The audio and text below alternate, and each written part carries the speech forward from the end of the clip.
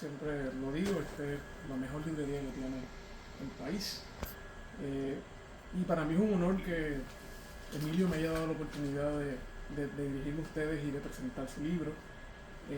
No solo porque nos une la universidad, sino porque primero nos une una amistad, una muy linda amistad.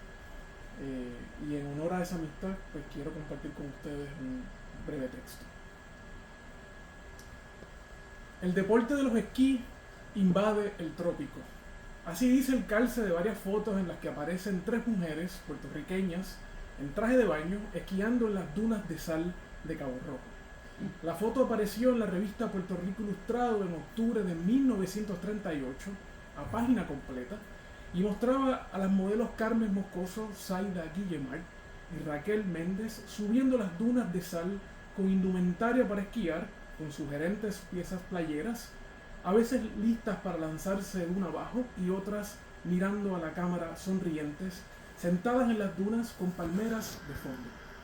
Las fotos las tomó Steve Hannigan, el llamado superagente de la prensa y cuya agencia de publicidad había sido recién contratada por el gobierno de Blanton Winship para desarrollar el primer ski resort en la isla.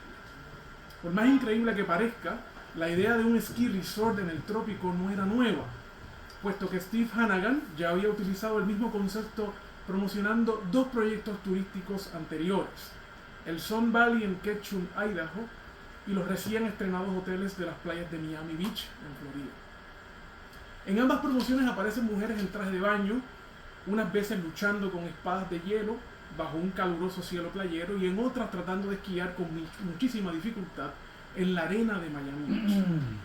Por suerte, las fotos tomadas en nuestra isla no fueron las más patéticas de aquella publicidad, pero mirándolo con distancia podría decirse que fueron las más cínicas, porque las precedía un durísimo evento, la masacre de Ponce.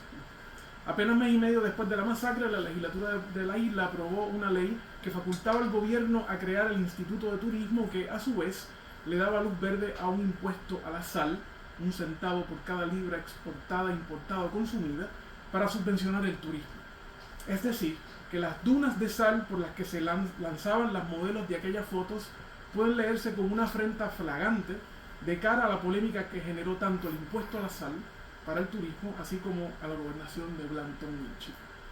La polémica sobre el impuesto a la sal y la feroz oposición a la campaña turística que inundaba la prensa no solo generó literatura contestataria, columnas incendiarias y caricaturas geniales, sino que hasta definió, a mi juicio, el destino político de la isla. Por ejemplo, Emilio S. Belaval comenzó a publicar en el Puerto Rico Ilustrado algunos cuentos de lo que más tarde sería su magnífico libro de cuentos, Cuentos para fomentar el turismo, en clara oposición a la turistificación de la isla. En un tono ácido, Belaval dice: peón sin rancho, machete sin zafra, es el mejor turista que tiene nuestra tierra. Camina de un lado para otro, mirando al suelo por si a alguien se le ha caído un vellón en la carretera. Por su parte, Eliseo Combas Guerra, en sus columnas en torno a la fortaleza, llamó a Winship el embellecedor, que yo creo que le caería muy bien a Pierluisi. Y Filardi caricaturizó a Winship con una pava, un bulto de golf y una caña de pescar. Pero el más enérgico de todos fue Luis Muñoz Marín, quien, en busca de derrotar a la coalición republicana, publicó una columna en el periódico La Democracia en 1938 en la que llamó a Winship el Babi turista, en clara alusión a una novela satírica del Nobel Lewis Sinclair. Dice Muñoz Marín, y cito: desde que llegó el general Winship a la isla está hablando de turismo, mientras hombres dirigentes de Puerto Rico trazaban planes para que comieran las masas, para que salieran a flote los agricultores, para que se reconstruyera la economía, para repartir tierras mediante la ley de los 500 acres, dice Muñoz, el gobernador Winship solo soñaba con arroyos llenos de bolas de golfo, con truchas que se comían las bolas de golfo, con turistas que pescaban las truchas para poder sacarle las bolas de golfo y con ellas jugar en los terrenos del Moca. Cierro cita. Incluso, cuando Muñoz Marín era el candidato estrella del recién fundado Partido Popular Democrático, escribió en el periódico El Batey lo siguiente: fíjese bien, durante 4 años usted está pasando miserias, le ponen contribuciones a su sal para el turismo, le regatean jornales miserables, le quitan su pedacito de tierra, le arruinan su tiendita. Y después de esos 4 años vino un día en que usted, hablándole a los electores, se mete en la caseta para votar y durante 1 minuto usted tiene en sus manos el poder para acabar con esa poca vergüenza. Después que uno escucha esto, es imposible no preguntarse dónde quedó toda esa lucha contra la poca vergüenza turística, y hasta uno sospecha de si aquel discurso político fue en realidad un teatro electoral para ganarle las elecciones a la coalición republicana socialista. Si aquello no fue un cálculo político, ¿cómo explicar entonces que de la noche a la mañana Teodoro Moscoso se agenció el destino desarrollista de la isla? Fue tanta su influencia que tras la negativa de Conrad Hilton de construir un hotel en la isla, Moscoso lo invitó al magnate a un jangueo en el último piso del Normandy para convencerlo. Tan pronto el empresario vio el fortín San Jerónimo, dice A.W. Maldonado, Hilton lo señaló y dijo: quiero construir allí. Así fue que en menos de 1 año el propio gobierno dio permiso a Hilton para robarnos el fortín a nombre del turismo libre asociado. ¿Será que Muñoz se convenció de que el modelo de industrialización y manufactura que sustituyó al capital ausentista no podría sobrevivir sin el expolio turista? Fue así de fácil como perdimos la vista del mar en el condado. No por casualidad, hace 2 años el Wall Street Journal se atrevió a publicar, en medio de la pandemia, una crónica de un periodista que, de paseo por el condado y con medalla en mano, describió la isla como a terrific COVID-era escape. Y es justamente aquí que el libro de Emilio Pantojas nos ilumina. Mientras cualquiera de nosotros se enreda con respuestas insulares, echando culpas a empresarios, a Muñoz Marín o a Teodoro Moscoso, que tienen gran cuota de responsabilidad en todo esto, Emilio nos ofrece una respuesta más amplia, compleja y geoeconómica, muy similar al reclamo de José Luis González cuando decía que había que caribeñizar a Puerto Rico. Lo que Emilio Pantojas nos ofrece en el puntual libro que nos ocupa esta noche es un modelo para armar que no es ajeno a nuestra condición caribeña y que a su vez no deja de atender nuestra situación geopolítica que va desde el siglo XVII al siglo XXI. De la mano de Cindy Nitz, de Eric Williams, de Fernando Ortiz, de Gordon K. Lewis, de Gilberto Freire, de Juan Bosch, de Edward Glissant, Aimé Césaire y Antonio Benítez Rojo, Emilio Pantoja plantea que el Caribe no abandonó del todo la economía de plantación, sino que a partir de la crisis del petróleo en los 70, la sustituyó por una economía semejante, el resort.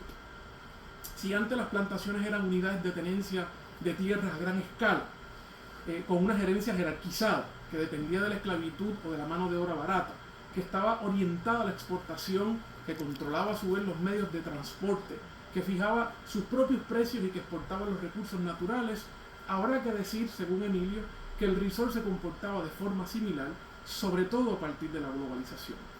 Al igual que la plantación, los resorts, o los llamados all inclusive de invención jamaiquina, obtienen los mejores terrenos y vistas, tienen una ordenación exógena en términos gerenciales, fijan sus propios precios, son recipientes de exenciones contributivas, de mano de obra barata, controlan el discurso paradisíaco y publicitario, son accionistas de medios de transporte y, justo como sucedía con el poder imperial en siglos anteriores, son controlados por transnacionales norteamericanas o europeas.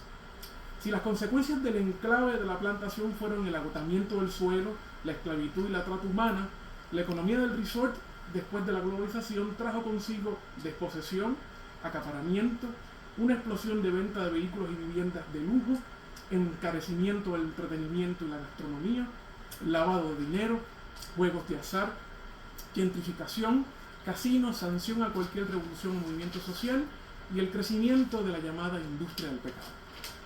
Eso que David Merrill llamó el soft power imperial en su libro Negotiation in Paradise, para Emilio no es otra cosa que una metáfora peregrina de transbordo, que cambia de vía, de carril, de mar, de océano, pero que continúa el mismo trayecto. Sustituye el buque de carga español por el Sealand, creo que ya no hacen Sealand, ¿verdad? El vagón o el camión lleno de caña por el crucero, la hacienda y la central por los hoteles de lujo, en fin, una imagen retractable, tal vez una heterotopía, diría el olvidado Foucault, que sirve para mirar al mismo tiempo el pasado y el presente. No se trata, por supuesto, de una ecuación en la que cada isla reproduce el mismo resultado, sino de un instrumento, de una herramienta que nos obliga a pensar lo caribeño, como diría Marx, primero como tragedia y luego como comedia. La plantación no siguió un curso lineal, dice Emilio, en el archipiélago imperial, pero ha sido el modelo más ensayado. Benítez Rojo, cuando publicó La isla que se repite, advirtió que la repetición no era una unidad reproductora de reproducción férrea, sino un telescopio para observar los cambios y continuidades de la galaxia Caribe. La prosa magnífica de Fernando Ortiz en el contrapunteo cubano del tabaco y el azúcar funcionaba como una autocrítica en la que siempre añadía cuotas necesarias de incertidumbre y oscilación rítmica. Cindy Mitz, cuando abandonó la unidad central la unidad cultural del Caribe por la unidad social de la plantación, dejó claro que la cultura de cada región también determinaba comportamientos económicos. Ocurrió lo mismo con Gilberto Freire y su clásico libro Casa Grande y Senzala.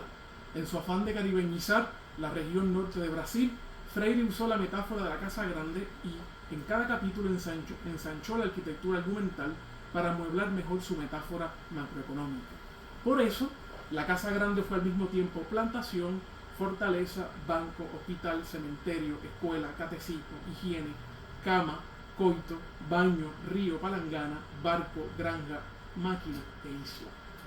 De la plantación al resort, el Caribe en el siglo XXI no solo se instala en esa dinámica sociológica del pensamiento caribeño finisecular, sino que funciona además como un signo zodiacal que vuelve a unir las líneas geoeconómicas de la Babel Caribe. Si antes fuimos el traspatio de antiguos imperios, ahora somos el balcón de transnacionales. Del régimen de la libreta de Juan de la Pezuela pasamos a los acuerdos y tratados comerciales liderados por el Banco Mundial. De las fortunas amasadas por familias como Giorgetti, Cautiño, Roy, Serrayes, Aboy, Godreau, Bird y Fonalleda, pasamos a los Hilton, los Hyatt, los Marriott, los Meliá, los Intercontinental, los Howard Johnson, los Holiday Inn, los Ritz-Carlton. De los Trusts del azúcar a los oligopolios de cruceros, de la South Puerto Rico a Royal Caribbean, de la Fajardo, la Central Aguirre y la United Puerto Rico a Norewan Cruises, Carnival Cruises, Sandals, Copa y JetBlue. Del contrabando y la piratería a la economía informal del bajo mundo, de las concubinas no reconocidas en tiempos de la esclavitud a la prostitución y las ofertas por internet de escapes sexuales, de la zafra al recogedor de toallas en la playa, del caballo del mayoral al supervisor en carrito de golf, de las lavanderas al posfordismo de las empleadas de housekeeping, trabajo al cual mi abuela le dedicó 30 años de su vida en el Hotel Dorado Beach, incluyendo las temporadas de lay-off. Como diría Clausewitz, el turismo salvaje es el imperialismo por otras vías. ¿Tiene sentido hablar de la caribeñidad en el siglo XXI más allá de la tienda de souvenir, de arena, sol y playa, del paraíso y el turismo pop, del nacionalismo cultural? Para Emilio Pantojas, el fracaso de la Confederación Antillana, junto con el escarmiento de las revoluciones caribeñas, la haitiana y la cubana, y los enclaves postindustriales de la globalización no permitirán un cambio en los valores que unifiquen al Gran Caribe. Lo contradictorio de todo esto es que existe un ethos caribeño, una mística que no resuelve desigualdades, pero que funciona, según Derek Walcott, como una especie de federación emocional. Mientras leía el libro de Emilio y me enfocaba en los datos, en las gráficas, en las tablas y esas siglas de instituciones o programas económicos que parecen una sopa de letras. Carifta, Caricom, Mercosur, UNASUR, UNTAC. Pensé que la literatura caribeña podría matizar esa frase de Walcott respecto a la federación emocional. Así descubrí en un ejercicio de epifanía antillana que la queja boricua respecto al turismo era una constante de la literatura caribeña. No se trata de la queja que tuvo doña Inés Mendoza cuando gruñó en una carta en el 58 porque era imposible encontrar almojábanas en el Hotel Condado o una buena garbanzada en el Caribe Hilton. ¿Qué derecho tienen?, decía la primera dama. ¿Qué derecho tienen estos hoteles de privarnos de nuestros requete sabrosos platos criollos? Se trata más bien de una crítica ácida que viene acumulándose desde la literatura hacia el turismo salvaje y los paraísos fiscales. Por ejemplo, En 1946, Emilio S. de Laval publicó Cuentos para fomentar el turismo, un texto magistral, tal vez nuestro libro de cuentos más completo, que sin concesiones nostálgicas aborda no solo la virulencia turística de los 30, sino de los 40. Jíbaros sin tierra ni trabajo que se cortan los dedos de la mano para cobrar seguro. El duro funeral que ve el narrador del Niño Morado de Monzona Quintana en un carro de gobierno, de camino para vender una especie de postal turista. La vida de María Teresa, que, como dice el narrador, ningún cuentista respetable le hubiera visto posibilidades literarias a la biografía de una prostituta. El jíbaro que incomoda el paisaje paradisiaco. Jíbaro platanero en la ciudad es un peligro, dice Belaval, para fomentar el turismo. Anda todo el día tras su bellonero, jeringándole la madre al turista. La ironía de Belaval coincide, prosa aparte, con la de Hunter Thompson, un periodista estadounidense del San Juan Daily News que se afincó en la isla en los 50 y escribió Rum Diary, una novela en la que precisamente un periodista venido a menos acepta trabajos de magnates y escribe artículos para que ciertos empresarios consigan contratos con el gobierno de Muñoz Marín. Aunque se publicó de forma tardía, la trama de Rum Diary es la postal lisérgica más certera del experimento de accesión contributiva que venimos siguiendo desde los 50, y tiene como telón de fondo el afán controlador de Moscoso, que en 1957 le pidió a Scott Ronco, presidente de una firma publicitaria de Manhattan, que convenciera a los productores del musical West Side Story de eliminar el Ugly Island y las demás alusiones de Anita de que éramos una isla pobre y con problemas de electricidad. No sé qué diría ahora. En la década de los 60 nos visitó el santalucense Derek Whitewood al mismo tiempo en que Moscoso rabiaba por la publicación La vida del antropólogo Oscar Lewis, por mostrar en sus páginas el contraste entre la perla y el Caribe Hilton. Después de pasar por el condado y Miramar, Walcott escribió al menos 3 duros poemas en los que se quejaba de la excesiva urbanidad y de nuestro turismo bizarro. En Tropic Zone 1, que lo menciona Carlos Rodríguez Juliá en San Juan Ciudad Soñada, satirizó un anuncio de cerveza representada por indios que mostraba la fachada de un lujoso hotel. Criticó la preponderancia internacional de nuestra arquitectura turística porque le resultaba opresiva, ridícula y falsa, pendenciera de una borradura que glorificaba el expolio ancestral. The visitor doubts the mural and trusts the beer, sentencia un poema. Otro premio Nobel caribeño, el trinitense D.S. Naipaul, que también nos visitó de pasada, escribió un duro ensayo en los 70 titulado The Middle Passage, que gira en torno al racismo producto del turismo en Trinidad, la Guyana Británica, Surinam, Martinica y Jamaica. A principios de la década de los 80, Ana Lidia Vega publicó en Cancara Nublado un magistral e irónico cuento de dispersión e integración que saca a flote lo peor y lo mejor de la condición caribeña. Un haitiano, un dominicano, un cubano y un puertorriqueño se disputan la sobrevivencia en una barca y lo que sale a flote es la competencia, el clasismo, el racismo y tal vez la ternura. A finales de los 80, Jamaica Kincaid, de la isla de Antigua, escribió un texto mordaz titulado Un lugar pequeño, que es una especie de antimanual turista a medio camino entre el ensayo de venganza y la memoria, y en el que nos dice lo siguiente: si vas a Antigua como turista, no debes preguntarte qué sucedió exactamente con los contenidos de tu inodoro cuando bajaste el agua. En Antigua no hay sistema de procesamiento de aguas residuales propiamente, y los contenidos de tu inodoro podrían, quizás, rozar tu tobillo mientras vadeas el agua despreocupadamente. Pero el mar Caribe es muy grande y el océano Atlántico es incluso más grande. Incluso a ti te asombraría el número de esclavos negros que ese océano se ha tragado. Cuando te sientes a comer tu deliciosa comida, es mejor que no sepas que mucho de lo que comes proviene de un avión cargado de Miami, pero que antes provino de un lugar como Antigua, donde fue cultivado a precios tan baratos como el polvo. Hay todo un mundo en esto, pero justo ahora no puedo explicarte en detalle. Cierro así. No por casualidad, en los años 90, el escritor superestrella de la posmodernidad estadounidense, David Foster Wallace, publicó una crónica sobre su estadía en un crucero titulada Algo supuestamente divertido que no volveré a hacer, en el que casi parece coincidir con lo que planteó Kincaid. A mitad del libro, mientras escribe sobre los folletos fantasiosos del crucero, discurre sobre el retrete aspirador como si fuera la reflexión de Jean Valjean sobre las alcantarillas de París que aparecen en Los Miserables de Víctor Hugo.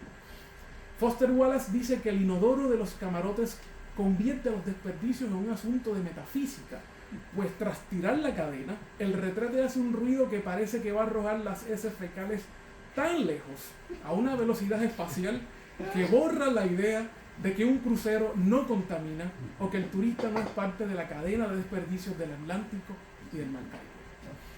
Tal vez el relato más tierno o utópico sobre el reclamo de la caribeñidad añorada lo escribió José Luis González desde México, en Historia de Vecinos, que le dedica Arcadio Díaz Quiñones y que forma parte de Las Caricias del Tigre. José Luis coloca a dos caribeños en París, uno puertorriqueño y otro martiniquense. El protagonista y narrador es un estudiante puertorriqueño de la Sorbona al que se le ha terminado la beca y decide trabajar en un almacén en el que labora su colega caribeño. El problema es que quien le consiguió el empleo le dijo que para darle el trabajo debía aprender todo de su colega caribeño para luego despedirlo y él ocupar su puesto. Pero cuando el puertorriqueño se da cuenta del truco, se solidariza con el colega y tras conversar sobre la nostalgia por el sabor de la fruta, del sol, del mar caribeño y de quejarse de la cursilería turística, el puertorriqueño abandona su puesto y regresa a París para que no despidan a su colega caribeño. Este mínimo panorama literario no solo podría ser una forma de probar la tesis de Emilio Pantojas, sino que justifica su labor como estudioso del Caribe. Pero si la ficción no los convence, les ruego que me acompañen a Dorado. Confieso que, a pesar de lo consciente que he sido respecto al desplazamiento que vivió mi familia paterna a manos de Lawrence Rockefeller cuando construyó el Dorado Beach, no fue hasta que leí el libro de Emilio que me percaté de la cercanía entre la plantación y el resort. Pues la plantación donde mi abuelo paterno cortaba caña quedaba justo al frente del Hotel Dorado Beach, hoy Riscalto. A un lado de la carretera está el Dorado Beach y el antiguo Hyatt Cerro Mar, seguido de urbanizaciones lujosas que impiden el paso a 5 millas de playa. Yo las he caminado. Y justo al otro lado de la carretera 693 hay más urbanizaciones de millonarios unidas por un puente para carritos de golf, que además ofrece una excursión solo para miembros del club a las ruinas de la antigua plantación. Si me lo permite Willy Rosario, habrá que decir que en Dorado, de la plantación al resort, un paso es. Pero lo más conmovedor del libro de Pantoja es la pasión disciplinaria con la que recolecta fragmentos de un jarrón roto, para usar la imagen del santalucense Derek Walcott. En el discurso que dio Walcott cuando ganó el premio Nobel dijo, y cito, rompemos una vasija y el amor que reúne los fragmentos es más fuerte que el amor que dio por sentada su simetría cuando estaba intacto. El pegamento que une los trozos es la costura de su forma original. Esta labor de unir los pedazos rotos es el cariño y el dolor de las Antillas, y cuando los pedazos son dispares, cuando no encajan bien, cuando contienen más dolor que su forma original. El arte antillano, y habrá que añadir la sociología, es la restauración de nuestras historias rotas, de nuestros fragmentos de vocabulario y de nuestro archipiélago. Cierro cita. Gracias, Emilio, por esta tierna y comprometida reunión de fragmentos. Felicidades. Gracias.